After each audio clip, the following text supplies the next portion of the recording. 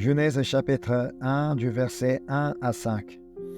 En fait, on va étudier tout le chapitre, mais comme c'est assez long, on va lire les 5 premiers versets du chapitre. Au commencement, Dieu créa les cieux et la terre. La terre était informe et vide. Il y avait des ténèbres à la surface de l'abîme, et l'Esprit de Dieu se mouvait au-dessus des eaux. Dieu dit, « Que la lumière soit », et la lumière fut. Dieu vit que la lumière était bonne, et Dieu sépara la lumière qu'avec les ténèbres. Dieu appela la lumière jour, et il appela les ténèbres nuit. Ainsi, il y eut un soir, et il y eut un matin, ce fut le premier jour. En commençant cette année 2024, donc Dieu m'a donné à cœur d'étudier le livre de Genèse. Parce que Dieu veut vraiment nous donner un message important à travers le livre de Genèse. Nous n'allons pas forcément étudier tous les chapitres de Genèse, mais on va focaliser sur les événements majeurs de ce livre. Comme nous savons, le premier chapitre de Genèse parle de la création. Comme quoi Dieu a créé les cieux et la terre, dont tout ce qui y trouve, autrement la nature et l'être humain. Le premier verset de la Bible commence par annoncer cette vérité. Je relis le verset 1. « Au commencement, Dieu créa les cieux et la terre. » Il est impératif de croire en cette parole. Ce premier verset de la Bible nous est très important. Il est impératif de croire en cette parole, car si on ne croit pas en cette parole, on ne peut pas croire le reste de la Bible. Si on ne croit pas que Dieu a créé, que Dieu a tout commencé, on ne peut pas vraiment croire tout ce qui est écrit dans la Bible. Notre foi commence à partir de ce verset. Si on ne croit pas que tout a été commencé par Dieu, il deviendra difficile de comprendre la vie. Mais si on croit que tout a été commencé par Dieu, notre vie deviendra très simple. C'est ce qu'on va voir aujourd'hui. Je vous explique pourquoi avec ce premier chapitre de Genèse. Donc je lis le verset 2. La terre était informe et vide. Il y avait des ténèbres à la surface de l'abîme, et l'Esprit de Dieu se mouvait au-dessus des eaux. La terre était informe et vide.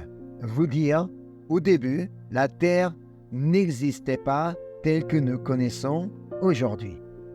Il y avait des ténèbres à la surface de l'abîme et des eaux. C'est ce que nous informe la parole de Dieu. On ne peut pas imaginer comment c'était.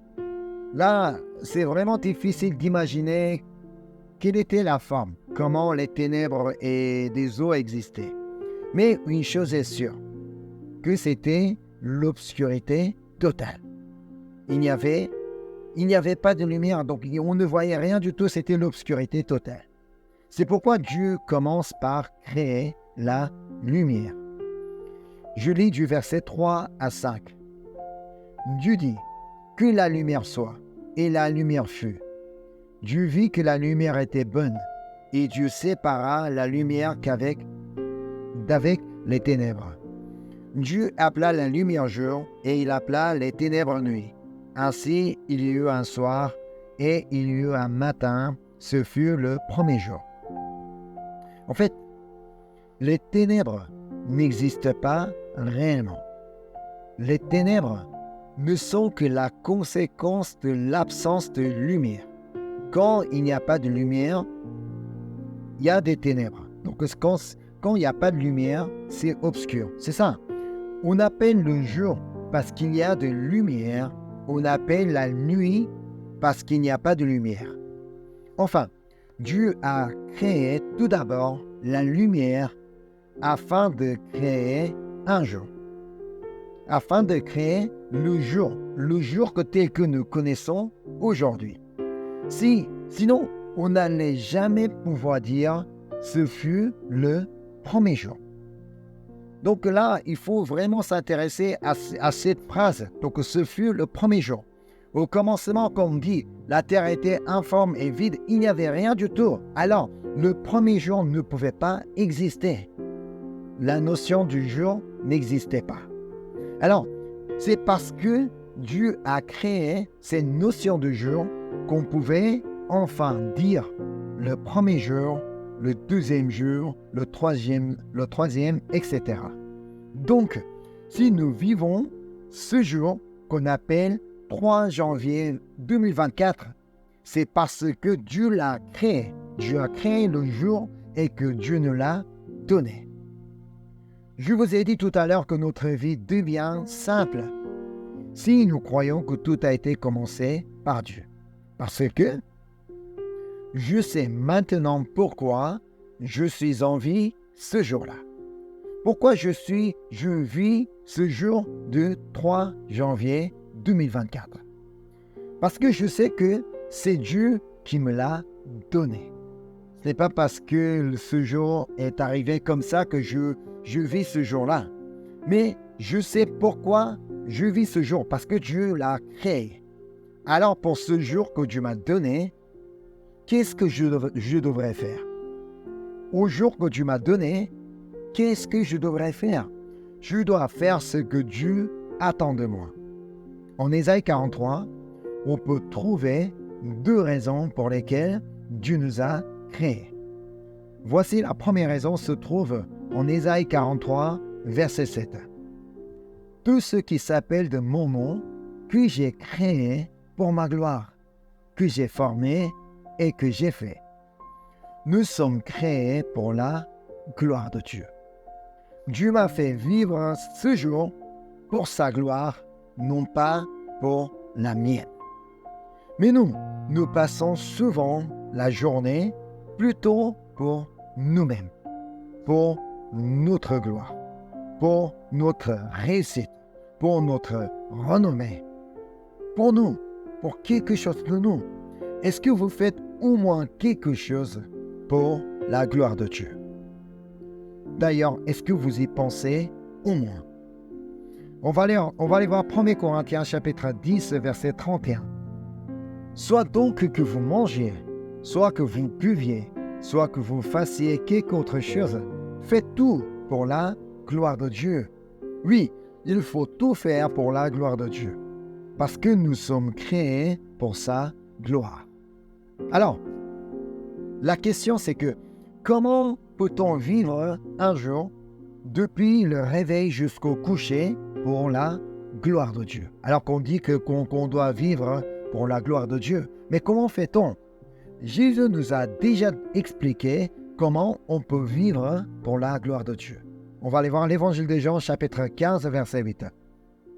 Si vous portez beaucoup de fruits, c'est ainsi que mon Père sera glorifié et que vous serez mes disciples. Là, Jésus a clairement expliqué. Si nous portons beaucoup de fruits, c'est ainsi que nous pouvons glorifier notre Dieu. C'est ainsi que nous pouvons vivre pour la gloire de Dieu. Les fruits que nous devons porter sont les fruits de l'Esprit Saint. On va aller voir Galates chapitre 5, verset 22. Mais le fruit de l'Esprit, c'est l'amour, la joie, la paix, la patience, la bonté, la bénignité, la fidélité, la douceur et la tempérance. Donc, dans un jour où Dieu nous a donné, on pourrait faire beaucoup de choses. Soit on peut manger, soit on peut boire, on peut se déplacer, on peut aller au travail, on peut travailler, on peut étudier, on peut aller à l'école, on peut rencontrer quelqu'un. Mais dans tout ce qu'on fait, on devrait porter le fruit de l'esprit, dont l'amour, la joie, la paix, la patience, la bonté, la bénignité, la fidélité, la douceur et la tempérance. Si c'est le cas contraire, on ne pourrait jamais glorifier Dieu. Si c'est le cas contraire, dans la journée, dans tout ce que je fais, je ne fais que haïr quelqu'un. Si je ne fais que être triste, être déçu, désespéré, et à être mauvais, avec la méchanceté. Mais ça, comme ça, on ne pourrait jamais vivre pour la gloire de Dieu. En fait, parmi ces fruits, en ce qui concerne l'amour, il y a deux types d'amour. L'amour vertical et l'amour horizontal. L'amour vertical, c'est l'amour de Dieu. Aimer Dieu. Aimer Dieu de tout son cœur, de toute son âme et de toute sa force. L'amour horizontal est l'amour du prochain. Aimer son prochain comme soi-même. Mais pourquoi? Parce que c'est Dieu qui l'a créé. Comme Dieu m'a créé, la personne que j'aime pas vraiment beaucoup, Dieu l'a créée aussi. La personne qui me fait mal, Dieu l'a créée aussi. La personne qui m'insulte, c'est la personne que Dieu a créée aussi. C'est pourquoi nous devons l'aimer. Parce que c'est quelqu'un que Dieu aime. Alors, en passant la journée, si nous aimons Dieu partout où nous sommes, dans tout ce que nous faisons, et si nous pouvons aimer tous nos prochains, nous allons pouvoir vivre pour la gloire de Dieu. Et la deuxième raison pour laquelle Dieu nous a créés se trouve en Ésaïe 43, verset 21. Le peuple que je me suis formé publiera mes louanges. Le peuple que je me suis formé publiera mes louanges. Nous sommes donc créés pour publier les louanges de Dieu. Autrement, nous sommes créés pour louer avec nos lèvres.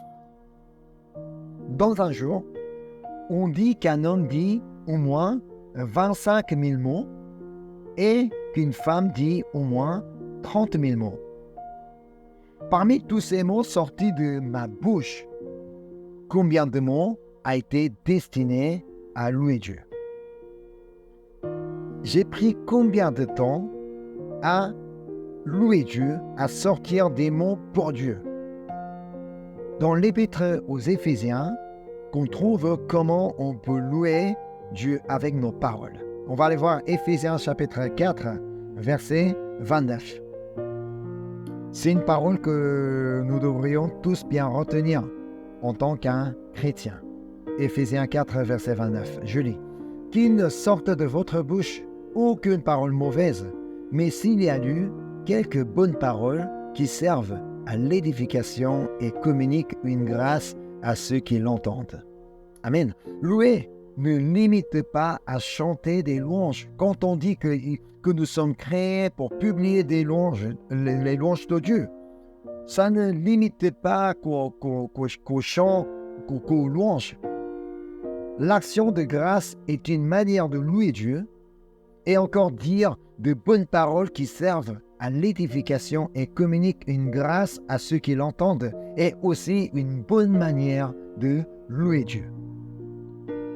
Ainsi, si nous savons que Dieu a créé le jour et qu'il nous l'a donné, on va devoir passer ce jour pour sa gloire et pour publier ses louanges. Alors notre vie deviendra simple parce que nous savons pourquoi nous vivons. Nous savons pourquoi nous existons. Parce que nous savons pourquoi nous vivons. Revenons au texte aujourd'hui pour voir ce que Dieu a créé au deuxième jour. On revient en Genèse chapitre 1 du verset 6 à 8. Dieu dit qu'il y ait une étendue entre les eaux et qu'elle sépare les eaux d'avec les eaux. Et Dieu fit l'étendue et il sépara les eaux qui sont au-dessous de l'étendue d'avec les eaux qui sont au-dessus de l'étendue. Et cela fut ainsi. Dieu appela l'étendue ciel. Ainsi il y eut un soir et il y eut un matin, ce fut le second jour. Au deuxième jour, Dieu a créé le ciel pour faire l'atmosphère terrestre. L'atmosphère terrestre est l'enveloppe gazeuse qui entoure la Terre que l'on appelle l'air. C'est parce qu'il y a l'air que nous respirons actuellement. Donc Dieu a créé limite de l'air. Et écoutez bien le rôle de l'atmosphère que j'ai trouvé. L'atmosphère protège la vie sur Terre en filtrant le rayonnement solaire ultraviolet, en réchauffant la surface par la rétention de chaleur et en réduisant partiellement les écarts de température entre le jour et la nuit. Ça veut dire Dieu a commencé à préparer une bonne condition de vie pour que l'homme puisse vivre sur la terre. Dès le 3e jour, en créant l'étendue, en créant le ciel, Dieu a commencé à créer la bonne condition pour l'être humain. Et voici ce qu'il a créé au 3e jour. Je vais lire du verset 9 à 13. Dieu dit que les eaux qui sont au-dessus du ciel se rassemblent en un seul lieu et que le sec paraisse. Et cela fut ainsi. Dieu appela le sectaire, il appela l'amas des eaux mers. Dieu vit que cela était bon. Puis Dieu dit que la terre produise de la verdure, de l'herbe portant de la semence, des arbres fruitiers donnant du fruit selon leur espèce et ayant eux leur semence sur la terre. Et cela fut ainsi. La terre produisit de la verdure, de l'herbe portant de la semence selon son espèce, et des arbres donnant du fruit, et en ayant en eux leur semence selon leur espèce. Dieu vit que cela était bon. Ainsi il y eut un soir, et il y eut un matin, ce fut le 3e jour. Au 3e jour, Dieu a créé les mers et la terre et les végétaux. Écoutez encore ce que j'ai trouvé sur le rôle des océans. L'un des premiers rôles de l'océan, c'est de nous permettre de respirer. En effet, il procure 50% de l'oxygène que nous respirons grâce à la photosynthèse réalisée par le phytoplancton. Les océans libèrent plus d'oxygène dans l'air que toutes les forêts du monde. Nous comprenons donc pourquoi Dieu a créé les mers. Et ensuite, Dieu a créé la terre afin que nous puissions y habiter. Et Dieu a créé les arbres en tant que les producteurs d'oxygène et encore comme des purificateurs d'air. Car ils absorbent et neutralisent de nombreux polluants gazeux. Aujourd'hui, donc, nous parlons beaucoup de pollution, tout ça. Dieu avait déjà tout prévu, c'est pourquoi donc Dieu avait créé des arbres. Et lisons le verset 29. Genèse 1, verset 29.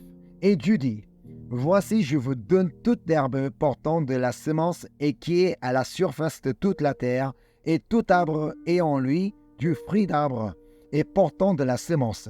Ce sera votre nourriture. » Vous voyez, même au 3e jour, Dieu préparait la bonne condition de vie pour l'homme, pour que l'homme puisse vivre sur la terre. Dieu avait préparé la nourriture, Dieu avait préparé le moyen de respiration pour l'être humain. Et passons au 4e jour, du verset 14 à 19. Je lis du verset 14 à 19. Dieu dit, « Qu'il y ait des lumières dans l'étendue du ciel pour séparer le jour d'avec la nuit, que ce soit des signes pour marquer les époques, les jours et les années, et qui servent de luminaires dans l'étendue du ciel pour éclairer la terre. » Et cela fut ainsi.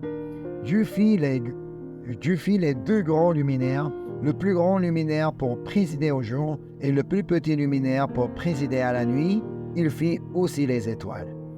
Dieu les plaça dans l'étendue du ciel pour éclairer la terre, pour présider au jour et à la nuit, et pour séparer la lumière d'avec les ténèbres. Dieu vit que cela était bon. Ainsi il y eut un soir, et il y eut un matin, ce fut le 4e jour. Au 4e jour, Dieu a créé le temps que nous connaissons, les heures, les temps que nous connaissons, tels que nous connaissons aujourd'hui. C'est ce que dit le verset 14. Que ce soit des signes pour marquer les époques, les jours et les années. Dieu a créé le soleil, la lune et les étoiles pour nous donner la notion du temps. À l'époque où on n'avait pas la montre, comment on avait deviné donc, que la saison passe, que le temps coule, avec le mouvement des étoiles qu'on arrivait à reconnaître, avec le mouvement du soleil et tout ça. En fait, si le soleil, la lune et les étoiles n'ont pas commencé à exister après l'explosion qu'on appelle le Big Bang, que les scientifiques parlent. Non, en fait, ils n'ont pas commencé à exister au hasard comme ça. Dieu les a créés afin d'éclairer la terre.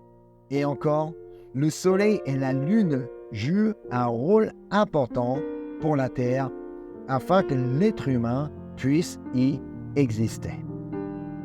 Puis au 5e jour, Dieu a créé les animaux marins et les oiseaux. Je lis du verset 20 à 23. Dieu dit que les eaux produisent en abondance des animaux vivants et que des oiseaux volent sur la terre vers l'étendue du ciel. Dieu créa les grands poissons et tous les animaux vivants qui se meuvent et que les eaux produisirent en abondance selon leur espèce. Il créa aussi tout oiseau ailé selon son espèce. Dieu vit que cela était bon. Dieu les bénit en disant « Soyez féconds, multipliez et remplissez les eaux des mers et que les oiseaux multiplient sur la terre. » Ainsi, il y eut un soir et il y eut un matin, ce fut le 5e jour. Peut-être on pourrait se demander quel est le rapport entre l'homme et les animaux marins et les oiseaux. Grâce aux scientifiques qui recherchent et qui travaillent, nous pouvons avoir de nombreuses informations sur les animaux. Je vais d'abord vous dire le rôle des oiseaux. Les oiseaux jouent un rôle majeur au sein de la biodiversité. Consommation d'insectes nuisibles à l'agriculture, dissémination des graines pour la reforestation et pollinisation des plantes, etc. Les oiseaux n'existent pas pour rien du tout. Oui, c'est vrai, parfois quand nous voyons des pigeons, on se dit, mais pourquoi ces pigeons existent? Mais si Dieu les a créés, il a une bonne raison de les créer.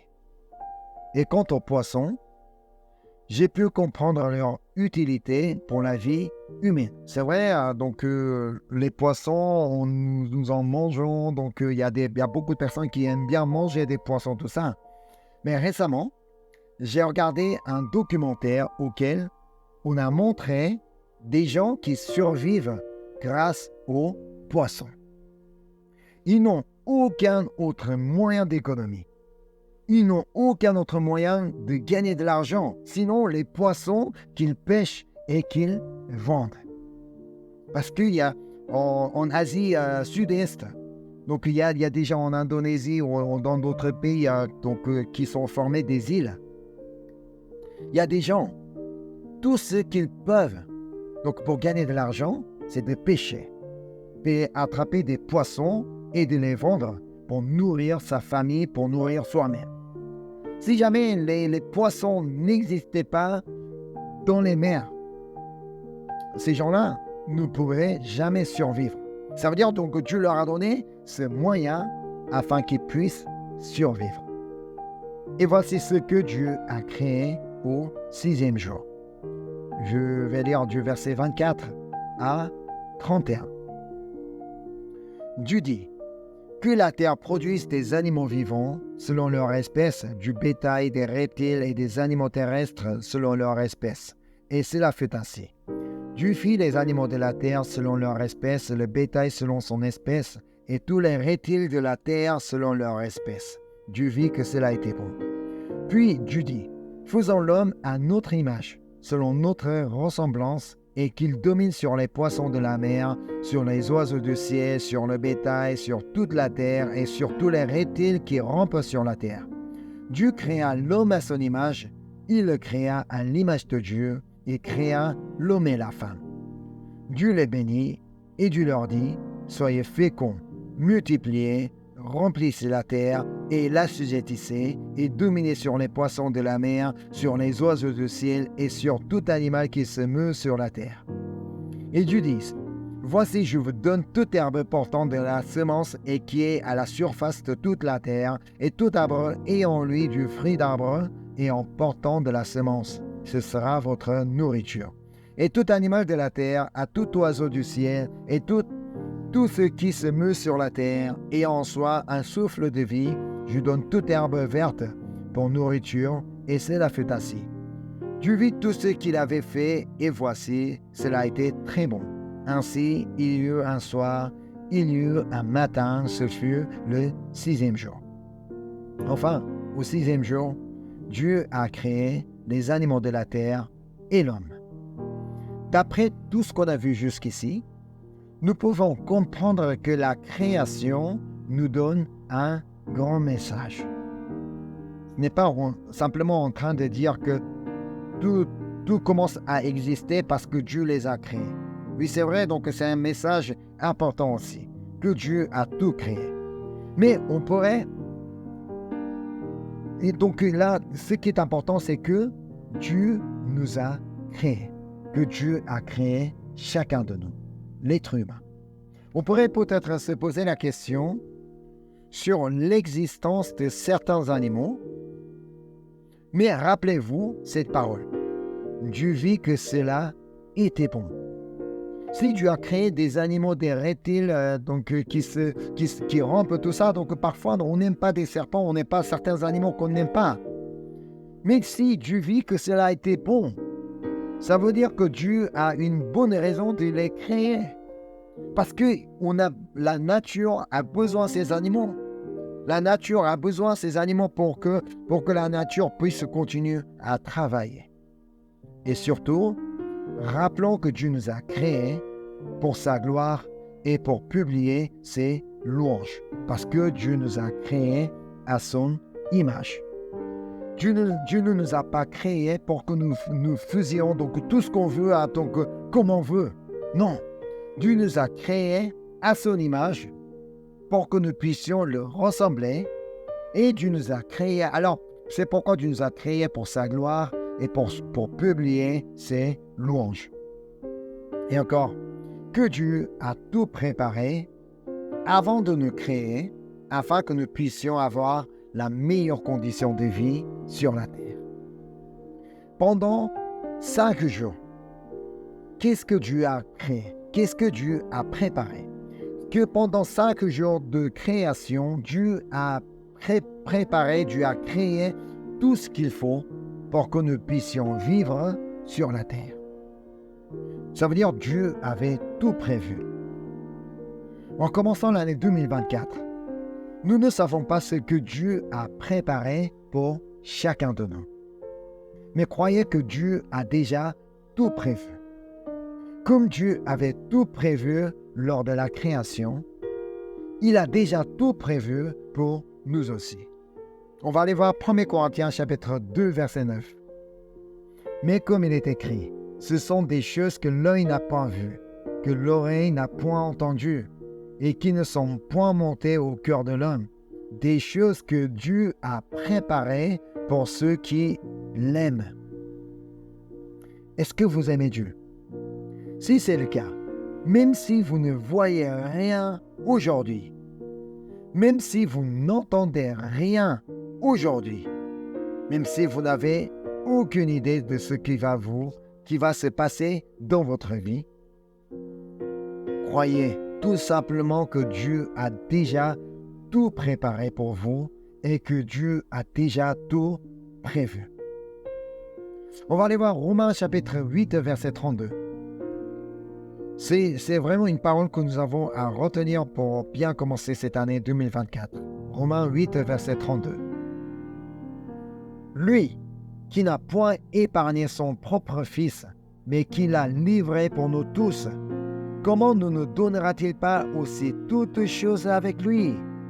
Amen. Lui qui n'a point épargné son propre Fils, mais qui l'a livré pour nous tous, comment ne nous donnera-t-il pas aussi toutes choses avec lui? Alors, pour bien commencer l'année, ayez confiance en Dieu, en votre Créateur. Et que tout a été commencé en lui. En fait, le monde n'a pas commencé à exister au hasard, comme disent les scientifiques au moment de l'explosion, au moment du Big Bang, que ça a commencé à exister. Non, tout a été commencé en Dieu. Il nous aime plus que nous aimions nous-mêmes parce que c'est lui qui nous a créés. Alors, n'oublie jamais que Dieu a tout créé avant de nous créer. Il a tout prévu, il a tout préparé avant de créer l'homme, afin de nous donner une meilleure condition de vie sur la terre. Alors, en 2024, nous ne savons pas ce que Dieu a préparé pour chacun de nous. Nous ne savons pas ce que Dieu a prévu pour nous. Mais croyez que Dieu a préparé une meilleure condition de vie pour chacun de nous. Pour ça, ce qui nous est important, c'est d'avoir confiance en Dieu. Tant que nous faisons confiance en Dieu, nous verrons tout ce que Dieu a préparé pour nous. Alors, si vous croyez qu'il est votre Créateur et que vous êtes sa créature, faites confiance en lui et votre vie de 2024 sera beaucoup plus simple que les autres années.